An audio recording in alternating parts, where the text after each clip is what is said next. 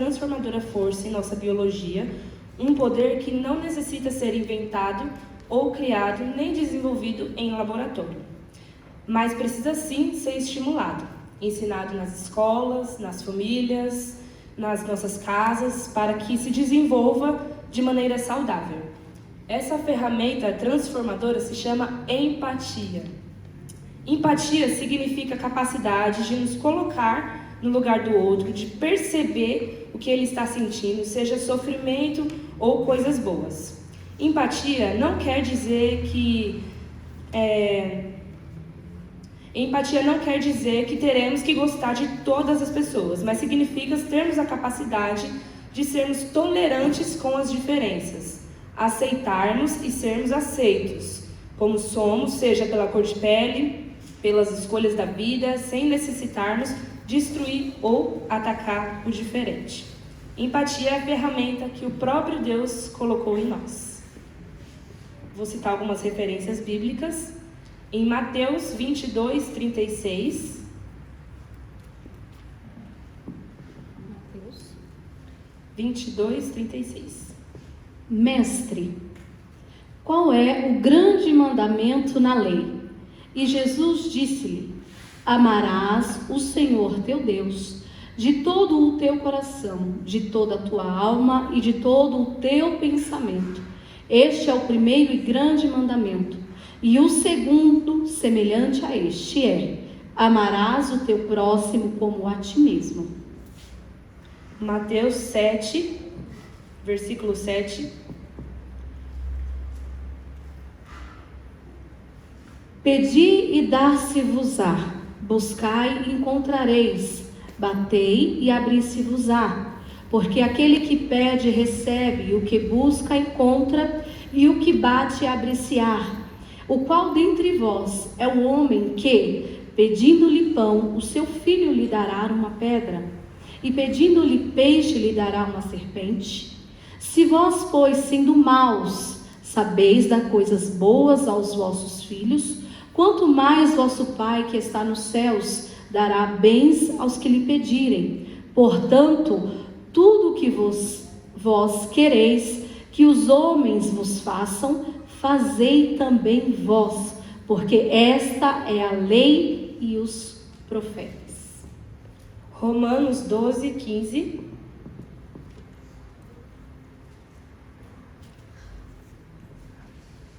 Alegrai-vos com o que se alegra, chorai com os que choram. 1 Coríntios 12, 25. Para que não haja divisão no corpo, mas antes tenham os membros igual, cuidando um dos outros, de maneira que se um membro padece, todos os membros padecem com ele. E se um membro é honrado, todos os membros se regozijam com ele. É isso. Vocês entenderam o que é a empatia? Porque quando nós falamos acerca da empatia, o primeiro mandamento é amar a Deus sobre todas as coisas. E o segundo é amar o nosso próximo como a nós mesmos. Quando a gente fala em amar, que tem 1 Coríntios, que nós lemos, está falando quando você pede, um filho pede para você ainda não tem a experiência de ser mãe. Mas quando o filho ele te pede um pão, você não vai dar a ele pedra. Sua mãe alguma vez você pediu pão e ela te deu pedra? Você pediu um peixe e ele te deu qualquer outra coisa que não fosse aquilo que você gostaria de comer? Por quê? Porque o Pai ele sempre quer dar o melhor. Mas Cristo ele está nos ensinando que nós somos membros do seu corpo. Então é impossível que aonde está doendo a Késia, a outra parte do corpo não venha sentir. Um exemplo muito simples para vocês entenderem. A Késia é a minha mão, um corpo. Se eu queimar a mão, o corpo inteiro ele não vai sentir. O meu cérebro não vai receber a informação que eu estou com dor, que eu me machuquei, que eu me feri. E a gente não vai padecer as dores juntos. Tem como eu desmembrar, tirar minha mão e dizer, enquanto você cura, fica aí que eu vou ficar aqui para não sentir dor? Não há. Então, quando a gente está falando de empatia, é ter esse cuidado. Lógico que eu não consigo sentir o grau da dor que a Késia está sentindo. Mas quando a gente fala em sentir empatia pelo outro, é eu pegar a Késia que está ferida, a mão da Késia que está queimada. Eu não posso sentir a dor da Késia, certo? Mas eu posso tratar os ferimentos da Késia. Empatia é pegar a mão da Késia, enfaixar, fazer os curativos, até que a Késia venha ficar com a mão boa. Agora, é fácil a gente ter empatia com aqueles que a gente ama. É fácil a gente ter empatia com aqueles que a gente decidiu ter um grupo fechado de amigos, de relacionamento. É fácil a gente ter empatia com os irmãos, os familiares. Mas Cristo, quando Ele nos fala que nós devemos amar ao próximo, Ele não está dizendo amar o pai, a mãe, o tio, a avó. Não, Ele está dizendo ao próximo, a todos. Aquele que está à minha volta. Ter empatia com ele é saber que ele está passando por uma dificuldade, ainda que eu não tenha o recurso que ele necessita. Eu não tenho, mas eu conheço alguém que tem. Então, se eu conheço alguém que tem e pode ajudar, o que eu posso fazer? Ir por ele.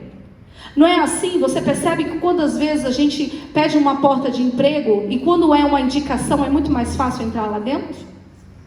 Então a empatia é isso. Eu não tenho aquilo que a Vivi precisa, mas eu sei quem tem. A Vivi não conhece, mas pelo fato de haver empatia em mim, eu vou pela Vivi, já que ela não pode ir.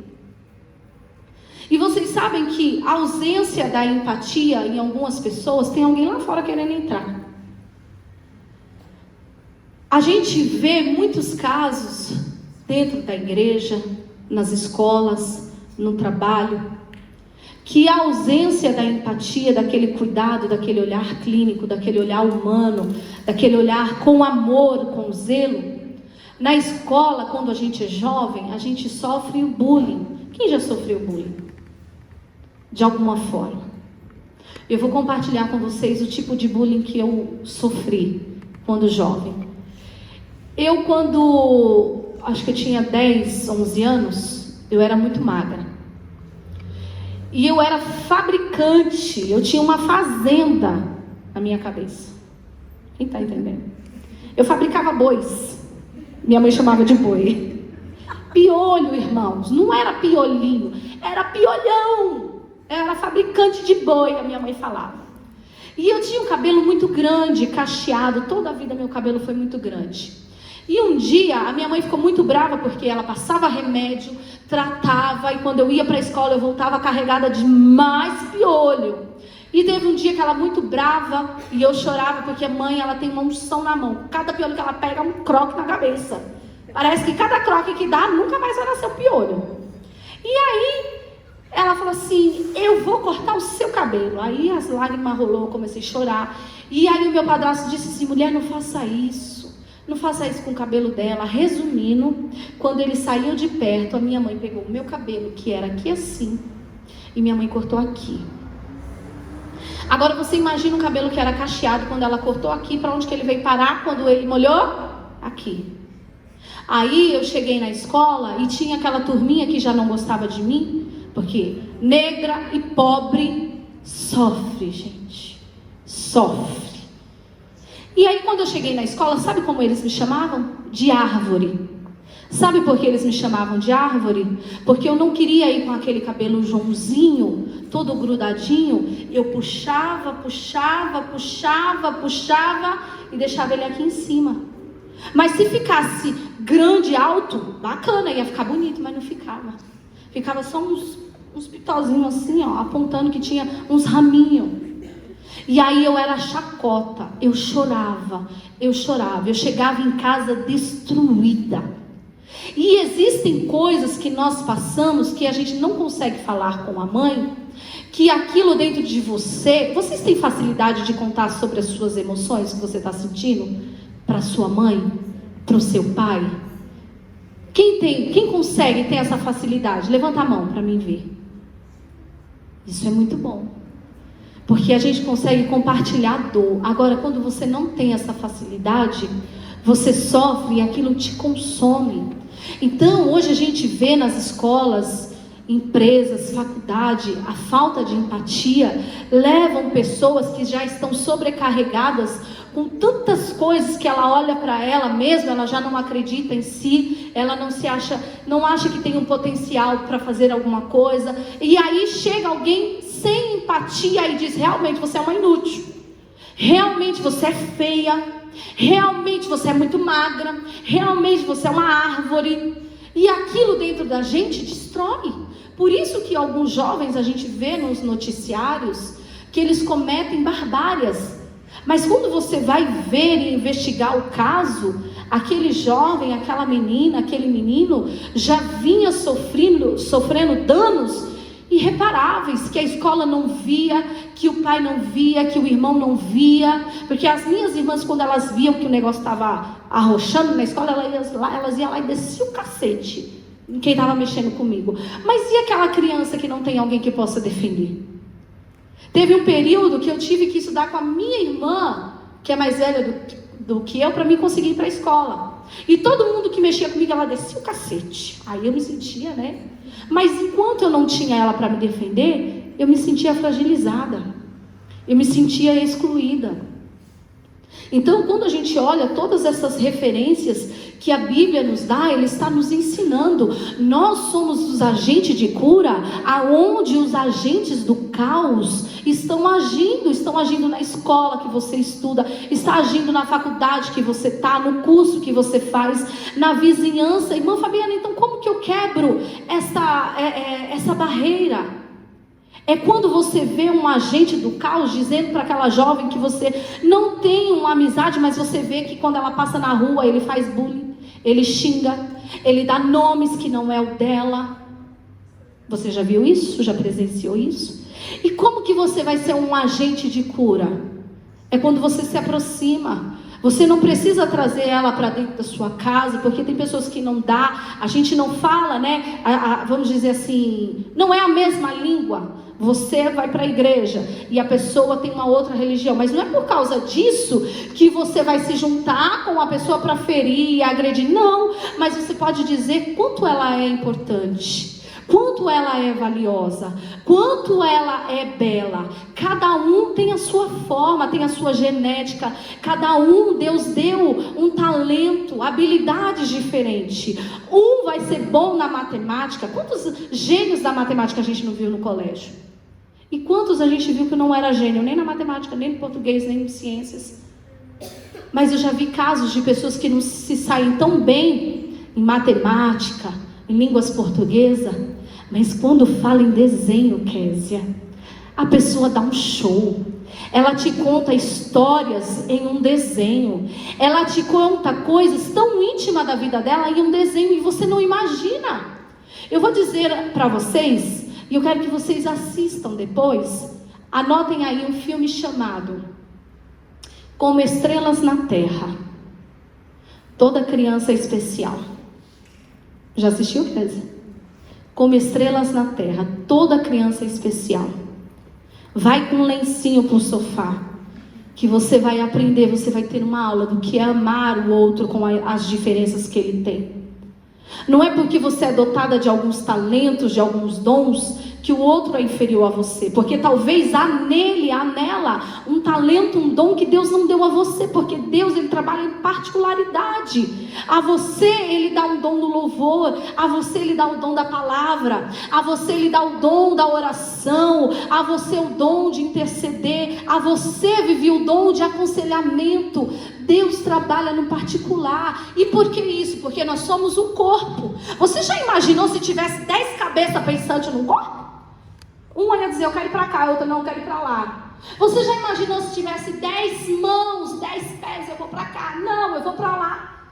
Não ia haver uma ordem, não ia haver o natural. A gente ia viver assim, erroneamente, para onde que eu vou. Eu quero um quer um samba, o outro quer ir um... Você entendeu? Então Deus deu a você coisas especiais, a cada uma de você. Então, quando você olhar alguém sofrendo um bullying, sofrendo alguma dificuldade, dizendo eu não avanço aqui, eu não consigo fluir nessa área, senta, bate um papo. Ah, mas eu preciso ter experiência. Não, você só precisa ouvir. Muitas das vezes, o que a gente percebe, que ouvir cura. Você sabia disso? Você sabia disso? Que ouvir cura. Às vezes, Alicia, lá no seu colégio, se você se permitir ser usada por Deus, e você começar a observar em sua volta, você vai ver que vai ter uma coleguinha que vai chegar um dia, ela vai estar com os olhinhos bem vermelhos, marejado. Aí está a oportunidade, mesmo que você não conheça, não tenha afinidade, de você chegar pertinho dela, falar: oi, tá tudo bem? Você está triste? Hoje eu te observei de longe. Talvez a Alicia, naquele dia, ela nunca imaginou que alguém poderia notar a tristeza dela. Mas só o fato de você tirar um minutinho do seu intervalo, que a gente fala que é tão precioso, né? Os 15 minutinhos lá do seu lanche, do seu almoço, as meninas que trabalham, e você observar lá no seu serviço que tem alguém que está chateado, que está triste. Talvez naquele momento, naquela hora, tudo que ela quer é alguém que note ela, que abrace ela, que tenha uma empatia. E o seu ato de ir e sentar e ouvir, ainda que ela não queira abrir abertamente tudo o que está acontecendo, mas ela vai se sentir importante, ela vai entender que alguém está olhando para ela. E talvez esse ato tire dela alguns maus conselhos de se matar, de tentar contra alguém, porque às vezes a pessoa está ali vivendo sob pressão, às vezes a pessoa foi agredida dentro de casa, às vezes uma jovem, uma criança que estuda com vocês, sofre agressões físicas, moral dentro de casa, e quando ela chega no colégio, na faculdade, é o porto seguro dela, porque lá ela não vai ser agredida, lá ela não vai ser xingada, humilhada. Mas às vezes, onde ela acha que vai ser um porto seguro, é onde ela encontra também guerras. Então vocês são os agentes que Deus quer usar lá. Então, falando sobre empatia, isso existe em vocês. Mas a gente aprende em casa, aprende na igreja, que a gente tem que apertar o botãozinho para começar a funcionar. Sabia disso? Ela está aí, embutida em você. Cristo colocou isso sobre a sua vida. Mas você precisa apertar o botãozinho e começar a colocar em prática. Sair um pouquinho, né, do cenário de comodismo. Não, peraí, sempre eu. Não. Às vezes quando a gente para, não. É isso que eu estou falando, de renunciar. Às vezes, uns minutinhos que você tem lá de lazer, na escola, onde você estiver. Quando você ver alguém, posso conversar com você? Forma amizades para se chegar na pessoa, que às vezes é só isso que ela está precisando, para sair daquela zona de conflito que ela está vivendo. Amém, meninas? Algumas falaram que tem a facilidade de falar sobre as emoções com a mãe, com o pai. Quem não tem, levanta a mão. Quem tem dificuldade? Vocês têm dificuldade? Você fica de pé, filha. Quem mais tem dificuldade de falar com a mãe? Você fica de pé. Quem mais tem dificuldade? Fica de pé. Fica de pé. Fica de pé. Eu só quero as que têm muita dificuldade em compartilhar as emoções. Fica de pé, gatona. De pé, de pé. Isso, agora vem pra cá vocês. Vem aqui. Fica ali bonitinho vocês. Olha como Deus é lindo. É 6 meninas, né? Olha, gente, Deus faz umas coisas com a gente que é uma coisa maluca, viu? Quantas caixinhas nós temos aqui? 6. Quantas meninas nós temos aqui? 6. Então, nós temos 6 emoções que ela é do ser humano. Existe em nós, está em nós. Mas eu quero que vocês entendam que é importante todas essas emoções. É importante. Porque elas nos ajudam na sobrevivência. Não é isso, Kézia? Quer falar um pouquinho sobre cada uma? Quer? Ó, o medo é muito importante, a alegria é muito importante, a raiva é importante. A raiva, pastora, você já vai entender. O amor, nem se fala, é o primeiro mandamento, ele é muito importante. O nojo, é engraçado, né? Mas ele é importante, você vai entender. A tristeza é importante, tá bom? Para você entender qual a importância das emoções. Se eu pegar uma placa de um cachorro bem bravo, feroz, e colocar aqui, a entrada é ali, você vê essa placa, você está ouvindo o cachorro latir, e a placa lá do cachorro bravo não entra. Você vai subir a escada e vai entrar? Não, por quê?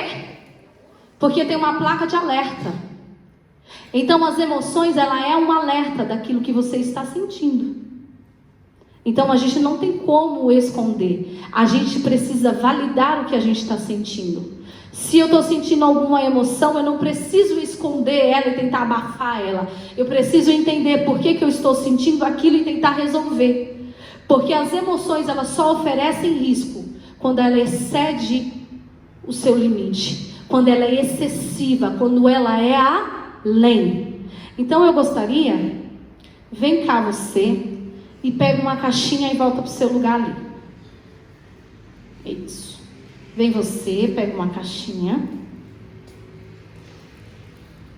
Vocês são ligeiras, né? Ah, bonita. Vem você e pega uma caixinha.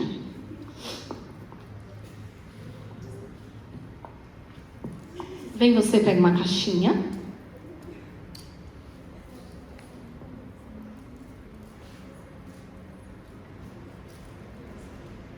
Pode pegar uma. Muito bem. Você já estava aí, pequena? Você chegou agora?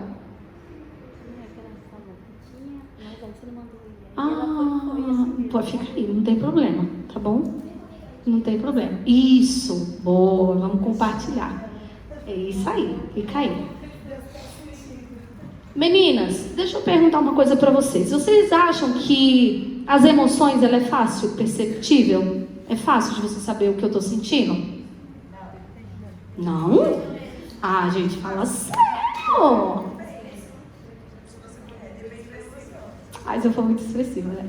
Mas você acha que é fácil de identificar quando a pessoa, ela tá... Levanta a caixinha assim, meninas, com o nome para as meninas verem. Você acha que é fácil identificar alguém com medo? Bateu o olho e já identificou? Você acha? Às vezes. Você acha que é fácil identificar alguém que está com nojo? Não. Então vamos encenar. Eu vou chamar algumas meninas para a gente fazer um negócio aqui e vocês vão me dizer se é fácil ou não. Vem, Vivi, vem você, vem. Tem várias cenas, todo mundo vai participar. Fique em paz. Calma, eu vou chamar ela. Isso, você fica aqui. Vocês duas ficam aqui. Vem você também. Fica aqui com as meninas, vem. Vem, Gatona, fica aqui. Eu vou testar agora a mente de vocês. Pode ficar à vontade. Vou chamar, tem 3 cenas que a gente vai fazer. Vocês ficam aí, vocês estão descansados, não vai doer as pernas. Fica aí.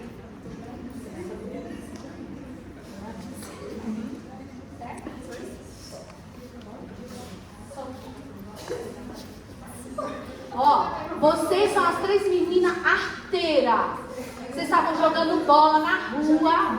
Arteira, a Vivi é a cara de ser mais arteira. Aí a Vivi, que é arteira, jogou uma bola, quebrou a vidraça da casa dela. Aí ela vai sair no portão. Eu quero ver se vocês são boas em identificar a feição. Como que a vizinha tá? A vizinha tá muito feliz. E aí? A vizinha tá o quê? Tá irada, com raiva. Tá brava? Tá brava? Vai pegar vocês, não vai? Vai. Nesse caso, ela precisou falar o que ela tá sentindo? Não. Então, nem sempre a emoção ela vai ser falada, mas a afeição ela vai dizer, ok? Agora, vamos mudar um pouco a cena para você entender? Aqui ela foi bem expressiva, ela não precisou falar o que ela estava sentindo. Porque a careta, a pose dela, ela já disse. Eu tenho 2 filhos, todo mundo conhece, né? O menor é o mais sossegado. Aí quando eu olho, quando eu olho e faço assim pra ele, ele já sabe que vai rolar. Aí ele já vem, já senta, olha como ele é inteligente. Então, porque ele já sabe que o olhar, a expressão não é assim. A mãe, quando dá aquele olhar ameaçador, você não já sabe o que ela está dizendo? Ela está dizendo, hoje eu vou te consagrar a bispa, a pastora, a ser tudo. Aí você rapidinho se assenta, não é assim? Podem sentar, meninas. Vocês duas. Vem vocês duas aqui. Vem. Vamos fazer um negócio aqui. Não riam, tá? Vem cá, você. É só uma cena, viu, gente? Não vão se escandalizar, não. Segura a florzinha. Você fica aí, tá? Ó, ela, você vai representar um menino aqui, tá? Ela é a menina da escola que você tá paquerando. Aí você vai lá com esse olhar aqui, bem enamorado, sem falar nada, só oferecendo a flor. Vai lá. Você percebe? Dá a flor. Ó o olhinho. Precisei falar alguma coisa? Porque o meu olhar, a forma que eu me apresentei, já disse o que eu estou sentindo. Que eu estou o quê? Apaixonada. Ok? Pode se sentar, meninas. Então, entenda. Às vezes, como que a gente estava falando, lá na escola, lá onde você convive com muitas pessoas, ou até mesmo dentro da sua casa, alguém não vai estar preparado para falar o que está sentindo no dia. Mas se você olhar e observar a afeição, a forma que ela está, vai dizer o que ela está sentindo. A Bíblia nos fala sobre isso. Alguém sabe o versículo que fala? Não? Um coração alegre aformoseia o... Então, se o coração está triste, está ferido, como que está o rostinho?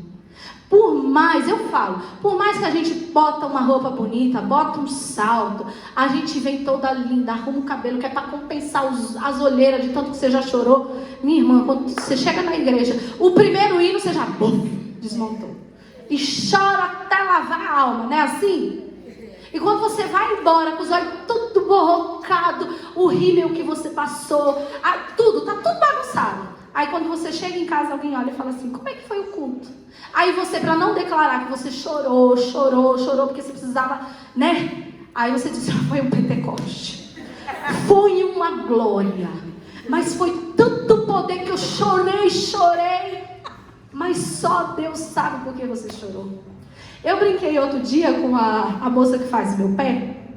E ela desencrava a unha, que ela vai até no juízo.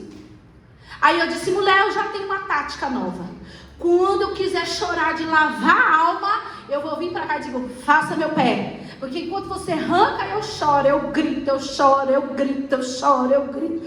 Por quê? Chega um momento que a emoção, ela está tão intensa dentro de você, que se você não pôr pra fora, você vai morrer consumida por ela. Por isso que eu estou dizendo, tudo que é em excesso, ela causa dano. E vocês vão entender a importância de falar. E por que eu chamei as meninas para falar? Porque elas já têm a dificuldade em falar. Então elas precisam entender que vocês precisam colocar para fora o que vocês estão sentindo. Não é de forma que se você está com raiva, você vai fazer o outro ficar com raiva. Não. Se você está triste, não é que você vai fazer o outro ficar triste, mas é colocar para fora aquilo que está te fazendo mal. Falar, chorar, conversar com Deus, falar, chorar, conversar com a mãe, com o pai. Eu falei para vocês aqui no domingo sobre a depressão, não falei? Eu tive depressão pós-parto. E durante 4 meses, porque eu estava em casa, eu consegui guardar isso para mim. Você sabe o que eu fazia? Quando eu estava muito sufocada e eu queria chorar, eu precisava chorar, eu não podia gritar. Então eu ia para o banho, ligava o chuveiro, tomava banho, mas eu chorava. Estou lavando meu cabelo. Eu chorava,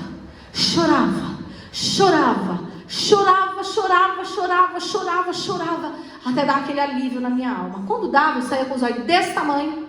Aí o Abel falava, tá com os olhos vermelhos. Eu lavei o cabelo, caiu no shampoo, ficou assim, ó, tudo bagunçado, tô toda irritada. Mas não é. É porque naquele momento eu precisava, porque eu não conseguia falar com ninguém.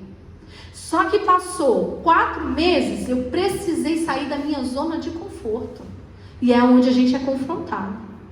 Porque eu precisava ir trabalhar. E o medo que estava me consumindo não permitia que eu avançasse. Aí no primeiro dia que eu precisava voltar para o meu trabalho, eu tive uma crise tão intensa, tão forte, de medo, de desespero, que eu corri para onde a minha mãe trabalhava, no posto de saúde. Aí eu sentei, irmãos. Aí eu falei tudo o que estava acontecendo.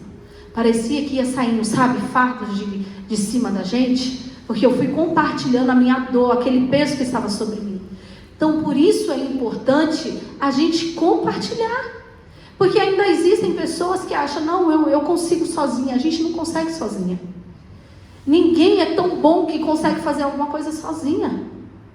Se fosse assim, a gente não tinha necessidade de criar vínculos. Se fosse assim, o Senhor, quando estava formando, Ele teria dito, tudo estava tão bom, mas de repente olhou e disse, não é bom que o homem esteja? Não é bom que o homem esteja? Então, não é bom estar só. É bom ter alguém para a gente compartilhar. Compartilhar da felicidade, compartilhar das conquistas, compartilhar das dores. Por isso que a Bíblia diz, chorar com os que? E se alegrar com os que? É isso. Agora, eu quero que as corajosas venham falar um pouquinho sobre esta emoção que vocês estão segurando. E aí eu quero que vocês compartilhem com a gente algum momento que essa emoção, você vivenciou ela de uma forma intensa. Se você pode compartilhar com a gente alguma experiência que você já viveu, tá bom? E aí depois a gente vai falar um pouquinho. Eu quero ouvir você, gatinha, você mesmo, que está com a caixinha da raiva. Vem cá, senta aqui. Você é mais que vencedora, senta aqui. Vem cá, gato.